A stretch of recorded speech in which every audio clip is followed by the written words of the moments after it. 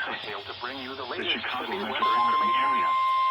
Severe thunderstorm watch number 534 remains in effect until 1 a.m. Monday for the following counties. Way back, right here. That must be a severe thunderstorm warning. Way back in.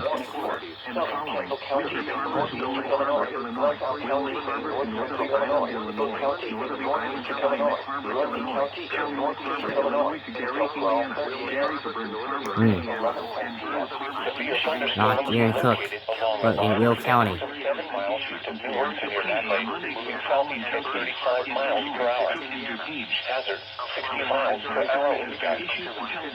Source, radar indicated. Impact, expect damage to roofs, siding, and trees. Locations impacted include Joliet, Orland Park, Tinley Park, Clayfield, Lockport, New Reddick, Palmer Glen, Park Forest, Ottawa, Mokina, Franklin, Morris, Chanhassen, Utica, Peru, LaSalle, Eastern, Monona, Greenwood, Wilmington, Coal City, Marseille, Rikers, Looks like it's going back. Severe thunderstorm warnings back in. Lowest floor opportunity.